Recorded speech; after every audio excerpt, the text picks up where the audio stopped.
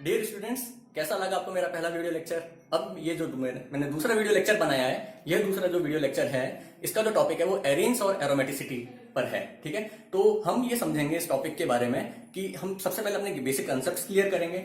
मैं आपको इस टॉपिक के बारे में इस वीडियो लेक्चर में मैं आपको डिटेल में बताऊंगा। सबसे पहले आपको जो मेरा पहला वीडियो लेक्चर था वो आपको कैसा लगा, आप अपने कमेंट्स मुझे दीजिए। और आपको अपनी पढ़ाई जारी रखने में केमिस्ट्री के अंदर मेरे वीडियो लेक्चर्स आपको पसंद आ रहे हैं और आप इनको कंटिन्यू करना चाहते हैं, तो मैं और भी आपको अच्छे वीडियो लेक्चर्स बना के मैं दे रहा हूँ। और कॉलेज के लिए आप इसको, हमारे मैनेजमेंट को आप थैंक यू कहें और इनको आप अप्रिशिएट करें, क्योंकि ये मैनेजमेंट आपके लिए ये सारे प्रयास कर रहा है, जो कि क्योंकि आप जैसे ही आपके 12th के एग्जामिनेशन होंगे, आप इसके लिए बाद में कॉलेजेस में एडमिशन लेंगे, तो इंजीनियरिंग के लिए हमारे जो कॉलेज में बहुत अच्छी फैसिलिटीज आपको दी जाती हैं। तो आप हमारे कॉलेज में एडमिशन अगर आप लेने का विचार अगर आप बना रहे हैं, क्योंकि आपके एरिया में है और बहुत ही अच्छी फैसिलिटीज यहाँ पे प्रोवाइड की जा रही हैं, बहुत ही अच्छा प्लेसमेंट रिकॉर्ड है हमारे कॉलेज का और बहुत ही यहाँ पे अच्छी फैकल्टीज हैं जो कि आपको बहुत ही अच्छे से पढ़ाती हैं। तो इस वीडियो लेक्चर में आप ये पहले से ही जान लेंगे कि आपके फैकल्टीज आपको यहाँ पे किस तरह से पढ़ाते हैं। यहाँ पे हम दोनों लैंग्वेजेस काम में लेते हैं, इंग्लिश के साथ साथ हम हिंदी में भी आपको समझाते हैं, ताकि आपको आपके जो टॉपिक्स हैं उनके आपके कंसेप्ट क्लियर हो सकें और आपको आपकी पढ़ाई में किसी भी तरह की कोई समस्या ना आए। तो आइए हम शुरू करते हैं अपने इस वीडियो लेक्चर को, जिसका टॉपिक का जो नाम है वो है एरीन्स एंड एरोमेटिसिटी। इस टॉपिक के बारे में आज हम पढ़ेंगे। तो आज हम किन टॉपिक्स पे हम चर्चा करने वाले हैं, आपको टाइटल एरीन्स एंड एरोमेटिसिटी जो यहाँ पे दिया हुआ है, तो हम इसके बारे में हम पढ़ेंगे बेंजीन के बारे में। सबसे पहले मॉलिक्यूलर और ऑर्बिटल पिक्चर क्या होती है, किस प्रकार बेंजीन जो है वो अपना मॉलिक्यूलर ऑर्बिटल डायग्राम शो करता है, हकल रूल क्या होता है, हकल रूल की क्या एप्लीकेशन है, हम किस प्रकार से कंपाउंड्स को एरोमेटिक, नॉन एरोमेटिक और एंटी एरोमेटिक की कैटेगरी में हम इसको डिफरेंशिएट कर सकते हैं, एरोमेटिक इलेक्ट्रोफिलिक सब्स्टिट्यूशन रिएक्शंस क्या होती हैं, कितने प्रकार की होती है, इनका मैकेनिज्म क्या होता है, एक्टिवेटिंग एंड डीएक्टिवेटिंग ग्रुप्स के बारे में हम पढ़ेंगे। इसके साथ ही हम इंडक्टिव इफेक्ट और रेजोनेंस इफेक्ट के बारे में पढ़ेंगे और फाइनली हम एप्लीकेशन और इसका जो ऑर्गेनिक सिंथेसिस में जो इसका यूज़ है उसके बारे में हम जानेंगे। तो सबसे पहले इंट्रोडक्शन से हम शुरुआत करते हैं। जो एरोमेटिक हाइड्रोकार्बन्स होते हैं उनको एरीन्स कहा जाता है और जो बेंजीन है वो सबसे पहले आइसोलेट किया गया था 1825 में माइकल फैराडे के द्वारा। और उसने ये पता लगाया कि इसमें कार्बन और हाइड्रोजन का जो रेशो है वो 1:1 का रेशो होता है। तो जो बेंजीन है उसके बारे में बताया गया। एरोमेटिक हाइड्रोकार्बन्स जो होते हैं, जो एरोमेटिक कंपाउंड होते हैं, वो साइक्लिक कंपाउंड होते हैं जिनकी रिंग स्ट्रक्चर होती है। ये काफ़ी ज़्यादा स्टेबल कंपाउंड होते हैं और ये कंपाउंड जो होते हैं, एरोमेटिक हाइड्रोकार्बन जो होते हैं, वो इनसॉल्युबल होते हैं, वाटर के अंदर इनसॉल्युबल होते हैं। एक कंपाउंड केवल ऑर्गेनिक सॉल्वेंट्स के अंदर ही ये कंपाउंड जो है वो डिजॉल्व हो सकते हैं। इसके साथ ही जो एरोमेटिक हाइड्रोकार्बन होते हैं वो हकल रूल को फॉलो करते हैं। हकल रूल क्या होता है, that is 4n+2 pi electron rule होता है, जिसमें n की वैल्यू अगर 0, 1, 2 और 3 अगर आप रखते हैं तो यहाँ पे आपको अलग अलग वैल्यू प्राप्त होती है, नंबर ऑफ पाई इलेक्ट्रॉन्स आपको मिलते हैं। और इस प्रकार के कंपाउंड क्या कहलाते हैं, एरोमेटिक कंपाउंड। और जो कंपाउंड एरोमेटिक कंपाउंड होते हैं वो हकल के रूल को फॉलो करते हैं और जो कंपाउंड हकल के रूल को फॉलो नहीं करते हैं वो नॉन एरोमेटिक कंपाउंड होते हैं। और ये कंपाउंड किस प्रकार के होते हैं, एरोमेटिक कंपाउंड जो होते हैं बेसिकली साइक्लिक, प्लेनर और कंप्लीटली कॉन्जुगेटेड कंपाउंड्स होते हैं। अब हम देखेंगे रेजोनेंस स्ट्रक्चर ऑफ बेंजीन के बारे में, क्योंकि आपको पता है बेंजीन की कैकुलर रेजोनेंस स्ट्रक्चर होती हैं और जो आपको यहाँ पे दिखाई दे रही है कि बेंजीन जो है उसमें पाई बॉन्ड का डीलोकलाइजेशन होता है। यहाँ पे आपको मॉलिक्यूलर और ऑर्बिटल पिक्चर भी आपको नजर आ रही है, जिसमें 6 पाई इलेक्ट्रॉन आपको दिखाई दे रहे हैं जो कि डीलोकलाइज हैं। और ये जो 6 पाई इलेक्ट्रॉन्स हैं ये परपेंडिकुलर टू ईच अदर हैं। यहाँ पे आप देख सकते हैं कि जो कार्बन रिंग है बेंजीन के अंदर वो एक प्लेन पे है, जिसमें जो पाई ऑर्बिटल्स है, जिसके अंदर जो पी ऑर्बिटल्स है जिनमें इलेक्ट्रॉन प्रेजेंट है, और ये पाई बॉन्ड का जो डीलोकलाइजेशन हो रहा है throughout the plane of the carbon atoms के ऊपर हो रहा है ये। तो आप यहाँ देख सकते हैं कि रेड कलर से जो आपको पाई ऑर्बिटल्स नजर आ रहे हैं और जो ब्लू कलर से आपको एक रिंग नजर आ रही है जो कि बेंजीन को शो करता है, जिसकी रेजोनेंस स्ट्रक्चर यहाँ पे दी हुई है। और यहाँ पे आप देख सकते हैं कि जो बेंजीन है उसमें जो कार्बन एटम जो होते हैं वो प्रत्येक कार्बन एटम जो होता है वो sp2 हाइब्रिडाइज होता है और जो बॉन्ड एंगल होता है वो 120 डिग्री का होता है। कार्बन कार्बन हाइड्रोजन के जो बॉन्ड में जो डिस्टेंस होती है 139 पिकोमीटर होती है, जबकि कार्बन और हाइड्रोजन के बीच में जो बॉन्ड लेंथ होती है वो 109 पिकोमीटर होती है। तो ये बेंजीन की कैकुलर स्ट्रक्चर के बारे में आपने जाना और मॉलिक्यूलर ऑर्बिटल पिक्चर जो है उसके बारे में आपने जाना। और प्लस यहाँ पे आप एक इमेज और देख सकते हैं कि जिसमें इलेक्ट्रॉन रिंग जो है, पाई इलेक्ट्रॉन रिंग जो है वो बेंजीन जो रिंग है उसके ठीक ऊपर और नीचे आपको ये सैंडविच टाइप का मॉलिक्यूल आपको दिखाई दे रहा है। यानी कि जो बेंजीन होता है वो एक सैंडविच टाइप का मॉलिक्यूल होता है और ये बेंजीन की रेजोनेंस स्ट्रक्चर के बारे में आपने यहाँ पे समझ लिया है। अब देखेंगे कि एरोमेटिसिटी क्या होती है। एरोमेटिसिटी जो होती है वो एरोमेटिक हाइड्रोकार्बन के द्वारा एक प्रॉपर्टी है जो कि उनके द्वारा शो की जाती है।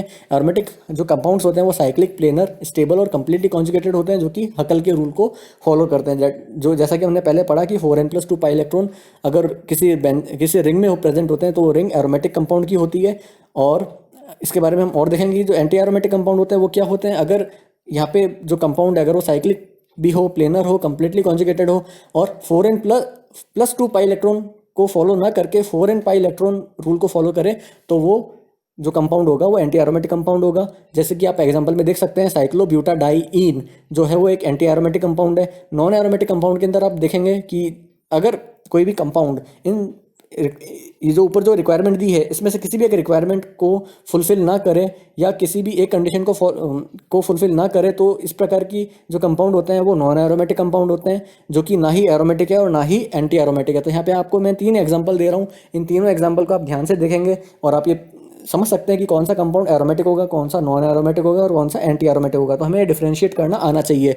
आप देख सकते हैं कि जैसे पहला एग्जांपल आप देखें साइक्लोपेंटाडाइनिल एनायन का, तो साइक्लोपेंटाडाइनिल एनायन के अंदर आप देख सकते हैं कि 6 पाई इलेक्ट्रॉन्स यहाँ पर हैं, जो कि 4n+2 पाई इलेक्ट्रॉन आपको दिखाई दे रहे हैं। कि यहाँ पे आपको जैसे कि आपको 2 पाई इलेक्ट्रॉन पाई बॉन्ड आपको नजर आ रहे हैं, जिसमें कि 4 इलेक्ट्रॉन तो ये हो गए, तो 4 इलेक्ट्रॉन होने और एक लोन पेयर आपको नजर आ रहा है, तो ये भी पाई इलेक्ट्रॉन के अंदर ही काउंट किया जाएगा। इस वजह से यहाँ पे टोटल कितने पाई इलेक्ट्रॉन हो जाएंगे, अगर n की वैल्यू अगर आप 1 रखते हैं तो 4 × 1+2 कितना आएगा, 6 आएगा। इसका मतलब इस कंपाउंड के अंदर कितने पाई इलेक्ट्रॉन होंगे, 6 पाई इलेक्ट्रॉन होंगे, जिस वजह से कंपाउंड क्या होगा, एरोमेटिक होगा। क्यों? क्योंकि ये कंपाउंड साइक्लिक भी है, प्लेनर भी है, स्टेबिलिटी भी शो करता है, कंप्लीटली कॉन्जुगेटेड है और प्लस 4n+2 पाई इलेक्ट्रॉन जो कि हगल का रूल है उसको फॉलो कर रहा है, जिस वजह से कंपाउंड कैसा कंपाउंड होगा, एरोमेटिक कंपाउंड होगा। अब आप दूसरे कंपाउंड को देखें। दूसरे कंपाउंड में आप देख सकते हैं जिसका कि नाम है साइक्लोपेंटाडाइनिल कैटायन।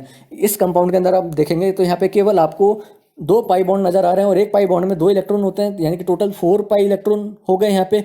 लेकिन आप देख सकते हैं यहाँ पे प्लस चार्ज आ रहा है, जिस वजह से यहाँ पे इलेक्ट्रॉन नहीं है और यहाँ पे केवल आप 4n पाई इलेक्ट्रॉन ही यहाँ पे दिखाई रहे हैं। अगर n की वैल्यू अगर आप 1 रखते हैं तो आंसर क्या आएगा, 4 आएगा, जिस वजह से ये कंपाउंड क्या है, साइक्लिक है, प्लेनर है, स्टेबिलिटी भी शो करता है, कंप्लीटली कॉन्जुगेटेड है, लेकिन ये 4n पाई इलेक्ट्रॉन रूल को फॉलो करता है। इसका नाम है साइक्लोपेंटाडाइनिल कैटायन।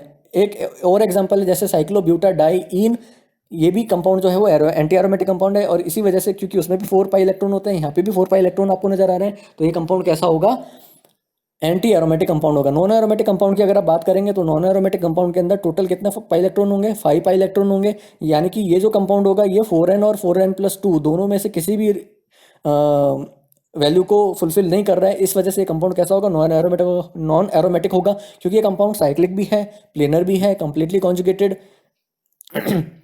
नहीं है। लेकिन यहाँ पे क्या हो रहा है, 4n+2 पाई इलेक्ट्रॉन को ये और ना ही 4n पाई इलेक्ट्रॉन रूल को ये फॉलो करे, जिस वजह से कंपाउंड कैसा होगा, नॉन एरोमेटिक कंपाउंड होगा। यहाँ पे आप देख सकते हैं एक बकमिंस्टर फुलरिन C60 की स्ट्रक्चर यहाँ पे दी हुई है, जिसमें कि 20 हेक्सागोन्स होते हैं, 12 पेंटागोन्स होते हैं और यहाँ पे ये जो बॉन्ड एक सिंगल बॉन्ड से ये जुड़े रहते हैं, ये हेक्सागन्स एंड पेंटागन्स। यहाँ पे आप देख सकते हैं कि बकमिंस्टर फुलर है, क्या ये एरोमेटिक कंपाउंड है या क्या ये एंटी एरोमेटिक कंपाउंड है या ये नॉन एरोमेटिक कंपाउंड है। तो आप देख सकते हैं कि जो कंपाउंड है ये कंप्लीटली कॉन्जुगेटेड है, लेकिन ये प्लेनर कंपाउंड नहीं है, तो इस वजह से ये कंडीशन को फुलफिल नहीं करता है, जिस वजह से कंपाउंड कैसा होगा, नॉन एरोमेटिक कंपाउंड होगा। अब आप देख सकते हैं एरोमेटिक इलेक्ट्रोफिलिक सब्स्टिट्यूशन के बारे में हम यहाँ पे डिस्कस करेंगे, इसकी मैकेनिज्म के बारे में हम डिस्कस करेंगे। तो आप यहाँ पे देखेंगे कि सबसे पहले इलेक्ट्रोफाइल क्या होते हैं। तो ऐसे कंपाउंड, ऐसे स्पीशीज जिनके की ऊपर प्लस चार्ज होता है वो इलेक्ट्रोफाइल होता है और इलेक्ट्रोफिलिक सब्स्टिट्यूशन रिएक्शंस शो करते हैं बेंजीन के साथ में। लेकिन अगर कंपाउंड के ऊपर नेगेटिव चार्ज होगा तो न्यूक्लियोफाइल की तरह बिहेव करेगा।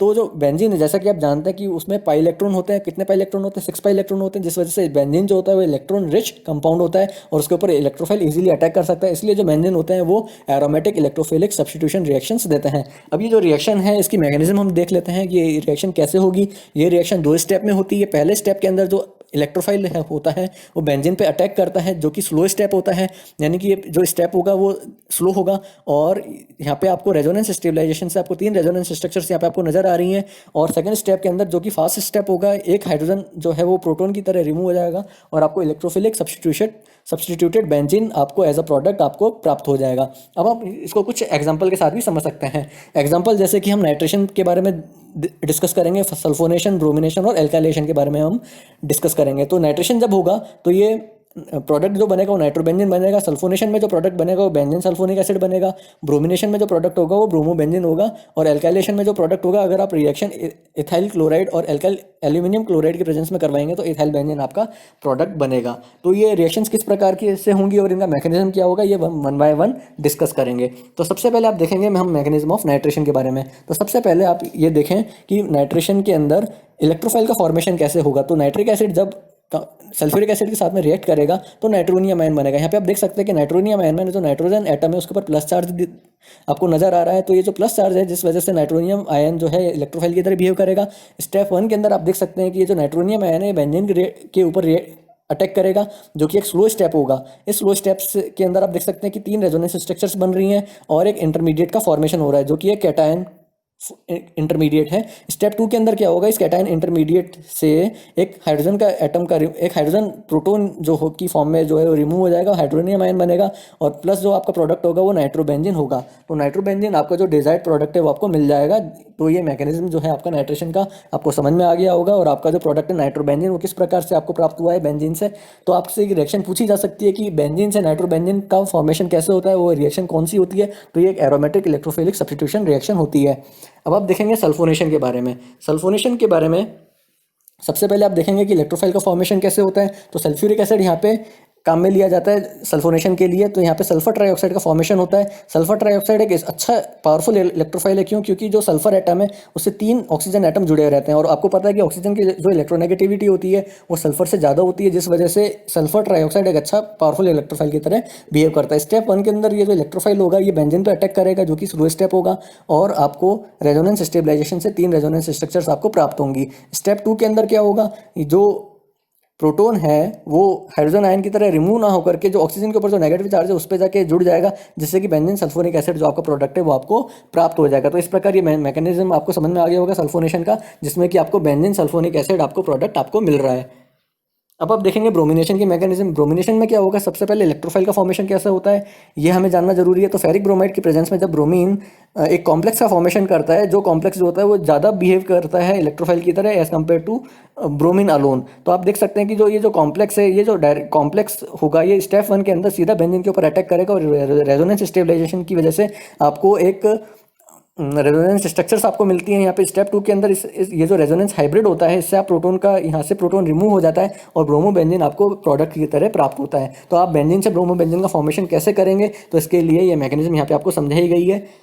अब आप देखेंगे एल्काइलेशन के बारे में। इसकी मैकेनिज्म को भी समझ लीजिए यहाँ पे कि जो एल्काइलेशन है इसमें सबसे पहले इथाइल क्लोराइड से एल्यूमिनियम क्लोराइड के प्रेजेंस में इथाइल कार्बोकैटायन का फॉर्मेशन होता है। स्टेप 1 के अंदर जो इथाइल कार्बोकैटायन है जो कि स्लो स्टेप होगा, इससे क्या होगा, यहाँ पे एक इंटरमीडिएट बनेगा, इंटरमीडिएट का फॉर्मेशन होगा। स्टेप 2 के अंदर जो होगा वो प्रोटॉन का रिमूव हो जाएगा और यहाँ पे आपको इथाइल बेंजीन जो है आपका प्रोडक्ट आपको मिल जाएगा। एल्यूमिनियम क्लोराइड और हाइड्रोक्लोरिक एसिड भी एज अ प्रोडक्ट आपको मिलेंगे, क्योंकि ये एज अ कैटलिस्ट है। एल्यूमिनियम क्लोराइड तो आपका जो कैटलिस्ट है वो रिएक्शन के अंदर पार्टिसिपेट नहीं करता है, ये केवल उसकी रेट को इंक्रीज कर देता है। तो इस प्रकार आपका कैटलिस्ट भी आपको रीजनरेट हो जाता है और आपका प्रोडक्ट भी आपको मिल जाता है। तो इस प्रकार ये आपने चारों मैकेनिज्म पढ़ी हैं। अब आप देख सकते हैं एक्टिवेटिंग एंड डीएक्टिवेटिंग ग्रुप, जो कि हमारा इसी टॉपिक से रिलेटेड है कि किस प्रकार से कोई ग्रुप एक्टिवेट करता है बेंजीन रिंग को इलेक्ट्रोफिलिक सब्स्टिट्यूशन के लिए, और कोई जो ग्रुप होते हैं वो डीएक्टिवेटिंग ग्रुप होते हैं जो कि बेंजीन रिंग को इलेक्ट्रोफिलिक सब्स्टिट्यूशन के लिए डीएक्टिवेट कर देते हैं या कि उनको निष्क्रिय कर देते हैं। तो कौन से ग्रुप जो होंगे वो एक्टिवेटिंग होंगे। जो एक्टिवेटिंग ग्रुप होंगे ना उनको ऑर्थो पैरा डायरेक्टिंग एक्टिवेटर्स भी कहा जाता है, और जो डीएक्टिवेटिंग ग्रुप होंगे उनको मेटा डायरेक्टिंग डीएक्टिवेटर्स भी कहा जाता है। तो एक्टिवेटर जो होते हैं वो ऑर्थो पैरा डायरेक्टिंग होते हैं और जो डीएक्टिवेटिंग होते हैं वो मेटा डायरेक्टिंग होते हैं। तो यहाँ पे आप समझ सकते हैं कि एक्टिवेटिंग या ऑर्थो पैरा डायरेक्टिंग ग्रुप, जैसे कि एमिनो ग्रुप है, मिथॉक्सी ग्रुप है, मिथाइल ग्रुप है ना, फिनॉल हाइड्रोक्सी ग्रुप है। तो ये जो ग्रुप होते हैं ये किस प्रकार के ग्रुप होते हैं, ये ऑर्थो पैरा डायरेक्टिंग ग्रुप होते हैं। लेकिन अगर आप देखें जो हैलोजेंस होते हैं जैसे कि फ्लोरीन, क्लोरीन, ब्रोमीन, आयोडीन, ये डीएक्टिवेटिंग होते हैं लेकिन ये ऑर्थो पैरा डायरेक्टिंग होते हैं, यानी कि ये एक तरह की इंटरमीडिएट स्टेज है। क्योंकि आपको पता है कि जो हैलोजेंस जो होते हैं उनकी इलेक्ट्रोनेगेटिविटी काफ़ी ज़्यादा होती है, जिस वजह से ये ऑर्थो पैरा डायरेक्टिंग ग्रुप की तरह तो बिहेव करता है, क्योंकि इनके ऊपर लोन पेयर भी प्रेजेंट होते हैं। लेकिन इस वजह से इनकी इलेक्ट्रोनेगेटिविटी ज़्यादा होती है, इसलिए ये डीएक्टिवेटर की तरह बिहेव करने लग जाते हैं। तो ये एक इंटरमीडिएट स्टेज है, क्योंकि इनके ऊपर लोन पेयर प्रेजेंट है इसलिए ये ऑर्थो पैरा डायरेक्टिंग तो हो गए, लेकिन इलेक्ट्रोनेगेटिविटी ज़्यादा होने की वजह से ये एक अच्छे डीएक्टिवेटर की तरह भी बिहेव करते हैं। लेकिन अगर आप डीएक्टिवेटर ग्रुप की बात करेंगे जो कि मेटा डायरेक्टिंग ग्रुप होते हैं, यहाँ पे आप देख सकते हैं जैसे कि एल्डिहाइड ग्रुप हो गए, कार्बोक्सिलिक एसिड हो गए, सल्फोनिक एसिड हो गया, नाइट्रो ग्रुप हो गया। तो ये जो ग्रुप होते हैं नाइट्राइल ग्रुप है, जैसे ये जो ग्रुप होते हैं ये मेटा डायरेक्टिंग ग्रुप होते हैं, जो कि एक डीएक्टिवेटिंग ग्रुप भी इनको कहा जाता है। तो यहाँ पे आप देख सकते हैं कि जैसे पहले हम बात करेंगे एक्टिवेटिंग ग्रुप की, तो जो ऑर्थो पैरा डायरेक्टिंग ग्रुप जो होते हैं, इसमें जब इलेक्ट्रोफाइल का अटैक जब होगा, अगर वो पैरा पोजिशन पे अटैक होगा तो यहाँ पे क्या होगा, रेजोनेंस स्टेबलाइजेशन की वजह से आपका जो इंटरमीडिएट होगा वो स्टेबिलिटी को गेन करेगा। लेकिन अगर यही अटैक अगर मेटा पोजीशन पे होता है तो मेटा पोजीशन पे अटैक होने की वजह से क्या होता है कि स्टेबिलिटी नहीं आ पाती है, और इस वजह से जो मेटा डायरेक्टिंग इंटरमीडिएट है वहाँ पे इलेक्ट्रॉन का प्रॉपर डिलोकलाइजेशन नहीं हो पाता है। यहाँ पे आप एनर्जी प्रोफाइल डायग्राम के अंदर भी आप इसको देख सकते हैं और समझ सकते हैं कि एनर्जी जो है इंटरमीडिएट जब बनता है तो इसकी जो एनर्जी होती है, अगर अटैक जो होता है वो पैरा पोजीशन पे होता है और ऑर्थो पैरा डायरेक्टिंग ग्रुप है और पैरा पोजीशन पे अटैक हुआ है, तो गिब्स फ्री एनर्जी जो होती है डेल्टा जी जिसे कहा जाता है वो कम होती है, यानी कि ये रिएक्शन बहुत ही स्पीड से हो जाती है, बहुत ही फास्टर होती है एज कम्पेयर टू अगर ये रिएक्शन अगर मेटा पोजीशन पर अगर अटैक होता है इलेक्ट्रोफाइल का और ऑर्थो पैरा डायरेक्टिंग ग्रुप है, तो ये जो गिब्स फ्री एनर्जी की जो वैल्यू होगी वो ज़्यादा होगी और इस वजह से ये रिएक्शन जो होगी वो स्लो हो जाएगी। तो रिएक्शन कब फास्ट होगी, जब अटैक जो होगा ऑर्थो पोजीशन पे होगा या पैरा पोजीशन पे होगा, लेकिन ये रिएक्शन स्लो कब होगी, जब अटैक जो होगा वो मेटा पोजीशन पे होगा। तो डिपेंड करता है कि अटैक किस पोजीशन पे हो रहा है, ऑर्थो पोजीशन पे हो रहा है, मेटा पोजीशन पे हो रहा है या पैरा पोजीशन पे हो रहा है। तो आप देख सकते हैं कि जो एक्टिवेटिंग ग्रुप होंगे, अगर अटैक जो हो रहा है वो ऑर्थो या पैरा पोजीशन पे हो रहा है तो एनर्जी कम होगी, और अगर यही अटैक मेटा पोजीशन पे हो रहा है तो एनर्जी ज़्यादा होगी। अब आप देखेंगे डीएक्टिवेटिंग ग्रुप के बारे में हम यहाँ पे डिस्कस करेंगे, जो कि मेटा डायरेक्टिंग ग्रुप होते हैं। जैसे कि मैंने आपको बताया सल्फोनिक ग्रुप होते हैं, एसाइल ग्रुप होते हैं, नाइट्रो ग्रुप होते हैं। ये जो ग्रुप होते हैं ये अच्छे डीएक्टिवेटिंग ग्रुप कहा जाता है। जब आप देख सकते हैं कि पहली जो मैकेनिज्म है जिसमें अटैक मेटा पोजीशन पे हो रहा है, नाइट्रोबेंजीन है उस पर इलेक्ट्रोफाइल जो हो रहा है वो मेटा पोजीशन पे अटैक कर रहा है, तो यहाँ पे आपका जो पाइबॉन्ड का जो पॉजिटिव चार्ज का जो डिलोकलाइजेशन हो रहा है बहुत ही अच्छे से हो रहा है और कहीं भी किसी भी प्रकार का हमें रिपल्शन नज़र नहीं आ रहा है। लेकिन अगर आप देखते हैं कि जब पैरा पोजीशन पे अटैक होता है तो यहाँ पे आप देख सकते हैं कि नाइट्रोजन के ऊपर जो पॉजिटिव चार्ज है रेड कलर से एक आपको स्ट्रक्चर बनाए हुए दिखाई हुई है, तो जो पॉजिटिव चार्ज है वो एक दूसरे के काफ़ी क्लोज आ चुके हैं, जिस वजह से रिपल्शन होगा। कोलम्बिक रिपल्शन की वजह से ये स्ट्रक्चर स्टेबिलिटी नहीं शो करती है, जिस वजह से ये जो रिएक्शन होगी ये नहीं हो पॉसिबल ही नहीं है, क्योंकि यहाँ पे रिपल्शन होने की वजह से ये स्ट्रक्चर का बनना नामुमकिन है, जिस वजह से जो है वो ये जो मेटा डायरेक्टिंग ग्रुप होंगे ये डीएक्टिवेटिंग ग्रुप होते हैं, क्योंकि जो अटैक होता है वो केवल मेटा पोजीशन पे ही हो सकता है, ऑर्थो या पैरा पोजीशन पे अटैक नहीं हो सकता, क्योंकि पैरा पोजीशन पे अटैक होगा या चाहे ऑर्थो पोजीशन पे अटैक हो, ये पॉजिटिव चार्ज जैसे एक दूसरे के नज़दीक आएंगे तो रिपल्शन होने की वजह से स्टेबिलिटी नहीं आ पाएगी। तो आप देख सकते हैं कि यहाँ पे एक टेबल आपको नजर आ रही है। सबसे ऊपर जो मैंने आपको टेबल में जो जैसे अमीनो ग्रुप है, हाइड्रोक्सी ग्रुप है, एल्कोक्सी ग्रुप है, एसाइल अमीनो, एल्काइल, एसाइलॉक्सी, फिनाइल, ये जो ग्रुप होंगे ये ऑर्थो पैरा डायरेक्टर होंगे और एक्टिवेटिंग ग्रुप होंगे। लेकिन अब अगर आप देखें हेलोजेंस के बारे में, तो हेलोजेंस में आप देख सकते हैं कि जो पिंक कलर का एरो यानी कि ऑर्थो पैरा डायरेक्टर तो हैं, क्यों, क्योंकि इनके ऊपर एक, जैसे मैंने पहले भी बताया कि इनके ऊपर lone pair of electron present रहती है। There are 3 lone pair of electron at each halogen atom, so ये they can behave as a ortho para director, but because of the high electronegativity of the halogen atoms they behave like a deactivator। so यहाँ पे आप समझ सकते हैं इस चीज़ को कि है ना, टेबल में अगर आप नीचे की तरफ देखेंगे तो there are acyl group, cyano group, sulphonic group and nitro group. ये ग्रुप जो होते हैं ये अच्छे मेटा डायरेक्टर ग्रुप होते हैं, लेकिन ये एक डीएक्टिवेटर ग्रुप की तरह भी बिहेव करते हैं, क्योंकि आपने जैसा कि समझा है पहले भी कि अगर अटैक जो होता है वो ऑर्थो पैरा पोजीशन पे होता है तो वहाँ पे पॉजिटिव चार्ज जो होते हैं वो एक दूसरे के काफ़ी क्लोज आ जाते हैं, जिसकी वजह से रिपल्शन काफ़ी ज़्यादा होता है और स्टेबिलिटी नहीं हो पाती है। लेकिन मेटा पोजीशन पे अटैक होने की वजह से स्टेबिलिटी काफ़ी अच्छी होती है। अब आप यहाँ पे देख सकते हैं एक्टिवेटिंग एंड डीएक्टिवेटिंग इफेक्ट्स के बारे में। एक्टिवेटिंग ग्रुप जो होते हैं, जैसे कि आपको पहले भी बताया मैंने और विद एग्जांपल आपको समझाया मैंने, डीएक्टिवेटिंग ग्रुप के बारे में बताया कि ये जो मेटा डायरेक्टिंग ग्रुप होते हैं, एक्टिवेटिंग ग्रुप जो होते हैं वो ऑर्थो पैरा डायरेक्टिंग ग्रुप होते हैं।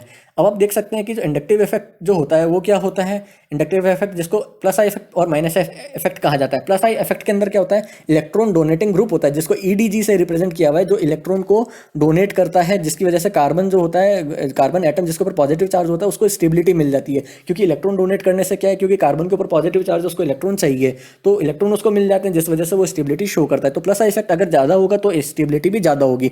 लेकिन अगर कार्बन के ऊपर पॉजिटिव चार्ज है और इलेक्ट्रॉन विड्रॉइंग ग्रुप जुड़ा हुआ है, जिसको माइनस आई इफेक्ट से हम रिप्रेजेंट कर रहे हैं, तो यहाँ पर क्या होगा, कार्बन के ऊपर जो पॉजिटिव चार्ज है उसके उससे इलेक्ट्रॉन को और लेने की कोशिश करेगा, जिसकी वजह से क्या होगा कि स्टेबिलिटी और भी डिक्रीज हो जाएगी और ये डिस्टेबलाइज हो जाएगा इलेक्ट्रॉन विड्रॉइंग ग्रुप, जिसको कि ईडब्ल्यूजी से रिप्रेजेंट किया हुआ है, जिस वजह से क्या होगा स्टेबिलिटी पुअर हो जाती है कार्बन को कैटायन के केस में, और इलेक्ट्रॉन डोनेटिंग ग्रुप के केस में जो है स्टेबिलिटी इंक्रीज हो जाती है, यानी कि प्लस आई इफेक्ट होगा तो स्टेबिलिटी ज़्यादा होगी और माइनस आई इफेक्ट होगा तो स्टेबिलिटी कम होगी।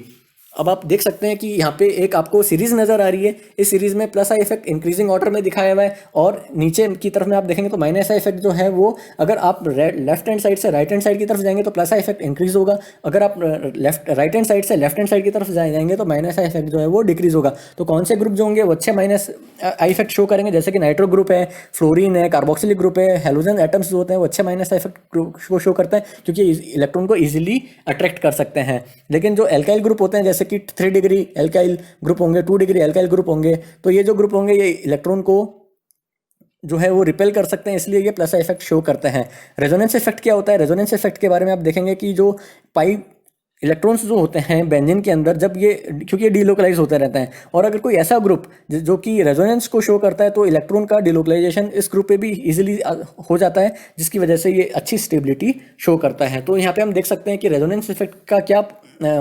असर होगा, क्या असर पड़ेगा इसके ऊपर। आप देख सकते हैं कि electron donation by the resonance, अगर कोई ग्रुप जैसे उसके पास में लोन पेयर है, अगर वो इलेक्ट्रॉन दे देता है तो उससे इलेक्ट्रॉन डेंसिटी इंक्रीज हो जाती है, जिसकी वजह से ऑर्थो पैरा पोजीशन पे जो अटैक होने की पॉसिबिलिटी है वो भी इंक्रीज हो जाती है। तो यहाँ पे आप देख सकते हैं जैसे एनिसोल का एग्जांपल यहाँ पे दिया हुआ है, तो एनिसोल में ऑक्सीजन के ऊपर 2 लोन पेयर ऑफ इलेक्ट्रॉन है, तो ये क्या होगा, जो इलेक्ट्रॉन लोन पेयर जो इलेक्ट्रॉन है वो क्या होगा बेंजीन रिंग की तरफ सब्सटीट्यूट हो जाएंगे, की तरफ आ जाएंगे, और जिस वजह से जो बेंजीन मॉलिक्यूल है वो ज़्यादा इलेक्ट्रॉन रिच हो जाएगा।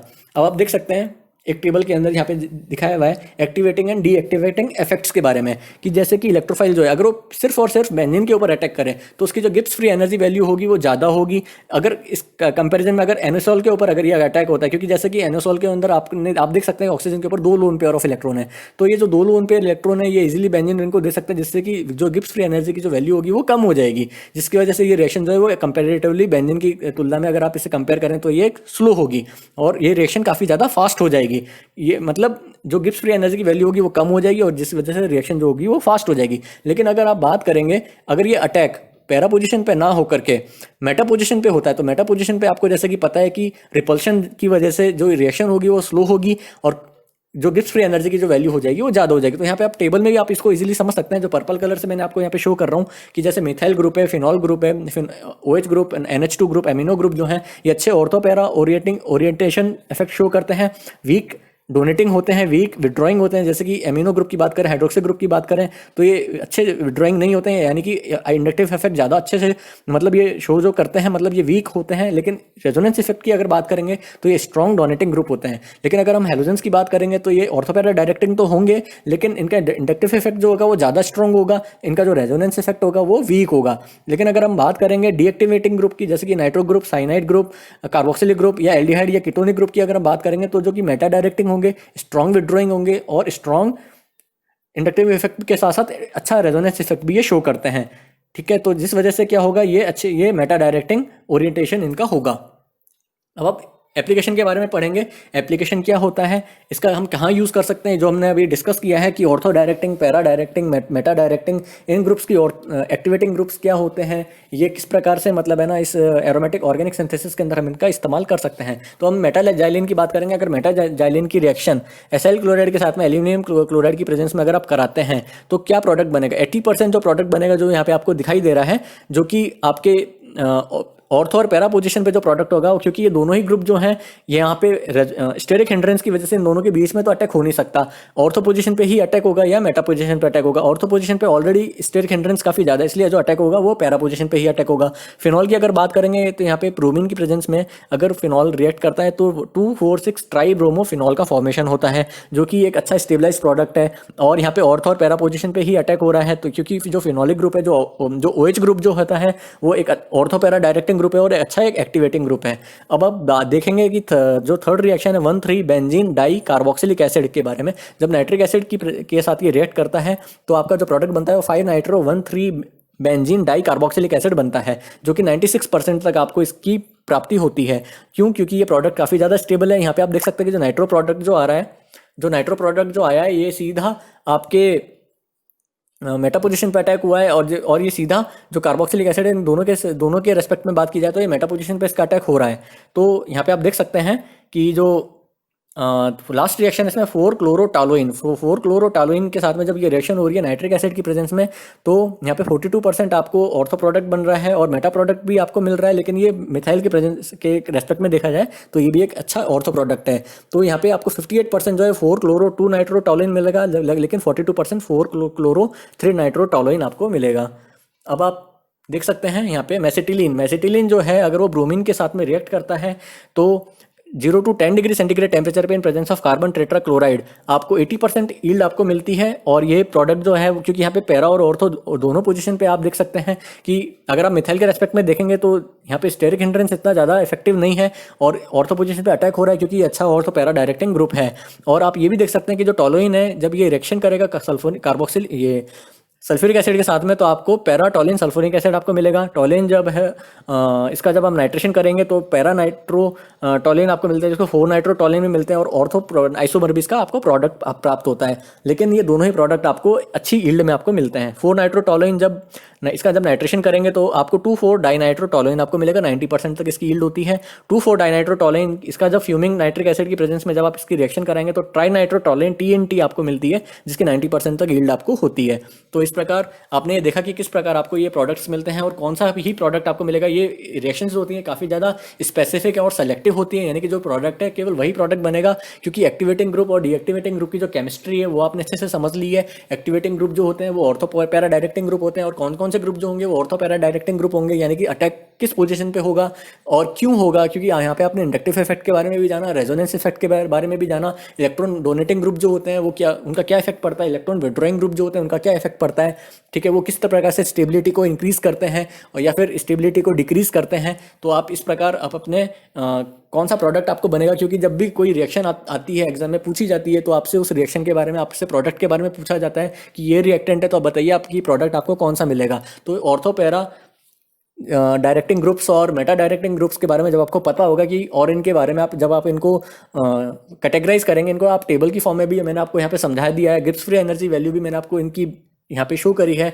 तो आप यहाँ पे आप इजीली समझ सकते हैं कि एनर्जी अगर ज़्यादा होगी तो रिएक्शन स्लो होगी, एनर्जी अगर कम होगी तो रिएक्शन जो है वो फास्ट होगी। तो आप एनर्जी प्रोफाइल डायग्राम से भी आप इसको समझ सकते हैं, जो कि काफ़ी बुक्स में आपको नहीं दिखाया जाता है और काफ़ी कोचिंग सेंटर्स में ये चीज़ें एक्सप्लेन नहीं की जाती हैं। तो ये काफ़ी ज़्यादा एग्जाम्स में अगर ये क्वेश्चंस आ जाते हैं तो अगर आपने इस वीडियो लेक्चर को ध्यान से सुना होगा तो आप इन क्वेश्चंस को इजीली अटेम्प्ट कर सकेंगे और ये कंसेप्ट जो है ये आपकी स्ट्रेंथ बन जाएगा और ये पावर है आपकी, जिसको आप यूज़ कर सकते हैं अपने कंपटीशन एग्जाम्स के अंदर। तो आप अपनी पढ़ाई को इसी प्रकार जारी रखें। ऑनलाइन जो है आपको जो वीडियो लेक्चर आपको प्रोवाइड कराए जा रहे हैं, आप इन वीडियो लेक्चर्स को पढ़ें, इनको समझें और आप अपने मोबाइल से, अपने लैपटॉप से और अपने कंप्यूटर से आप अपनी पढ़ाई को कंटिन्यू करें। आपके व्हाट्सएप पे जो आपको ये वीडियो लेक्चर प्रोवाइड कराए जा रहे हैं, आप इनको ध्यान से सुने, देखें और अपनी प्रॉब्लम्स, अपने डाउट्स आप हमसे पूछ सकते हैं। आप और भी अपनी पढ़ाई को जारी रखें और भी जो भी बुक्स आप पढ़ रहे हैं उनको पढ़ते रहें, अपने डाउट्स हमसे पूछें और अपने डाउट्स आप क्लियर करें।